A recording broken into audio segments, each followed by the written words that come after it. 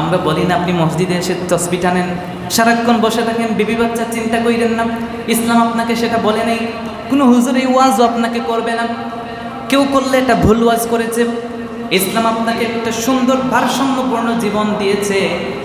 সর্বদা সর্বাবস্থায় সব জায়গায় সময়ের মূল্য আপনাকে বুঝতে হবে, সময়ের সর্বোত্তম ব্যবহার নিশ্চিত করতে হবে।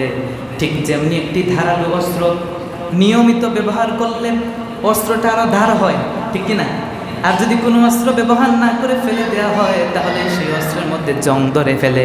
একটা লোহা ফেলে লাগলে সেটা জং ধরে, ওই লোহার যদি সর্বদা আপনি হাতান ওইটা তো জং ধরবে, আর জং ধরবে না। এর জন্য মনে রাখতে হবে যেই কাজ সময়ের মধ্যে করা হয়, সময়টাকে কাজে লাগিয়ে কাজ করা হয়, ওই ব্যক্তি সফল হয়। এর জন্য একটি প্রবাদ আছে, আল ওয়াক্তু কাস-সাইফ ফাইন লাম তাকতাহু লাকাতাক। সময় একটা ধারালো ছুরির মতো, যদি সময় একটা ধারালো ছুরি হয়ে থাকে মনে রাখবা তুমি যদি সময়কে না কাটো সময় তোমাকে কেটে ফেলবে। আল্লাহু আকবার।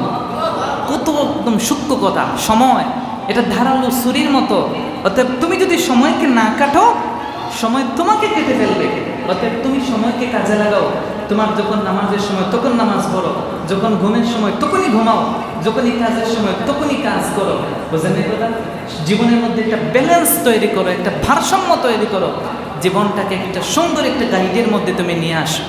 অপরদিকে কোনো ব্যক্তি যদি অলস হয়, যদি কোনো ব্যক্তি উদাসীন হয়, যদি কোনো ব্যক্তি নিজের জীবন নিয়ে বেখবর হয়, রাস্তায় রাস্তায় ঘোরায়, কাজ কাম করে না, আল্লাহর ইবাদতও করে না, বান্দার কাজও করে না, কোনো একটা জীবনের মধ্যে তার কোনো একটা পার্টের মধ্যে তার ভারসাম্য নাই, সব কিছু কেমন যেন উদাসীনতা উদাসীনতা, এমন জীবনযাত্রাকে ইসলাম বলেছে সেই ব্যক্তি কখনো দুনিয়াতেও সফল হতে পারে না, আখিরাতেও সফল হতে পারে না। ব্যক্তি যদি কর্মবিমুখ হয়, যদি নিষ্ক্রিয় হয়, সেই ব্যক্তি প্রধান কিছু সমস্যার সম্মুখীন হবে।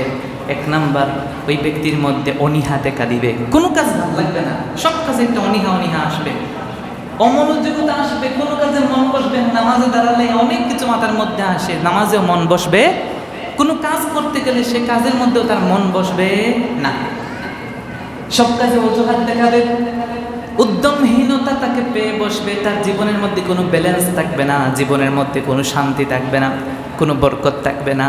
একমাত্র ইসলাম যেই লিড দিয়েছে, যে গাইডলাইন দিয়েছে, সেই সাজেশন আপনার যদি মানতে পারেন তাহলে আপনার জীবন বরকত, আপনার জীবনে কল্যাণ, আপনার জীবনে আল্লাহ রাব্বুল আলামিন প্রশান্তি দিয়ে ভরপুর করে দিবেন। সুবহানাল্লাহ।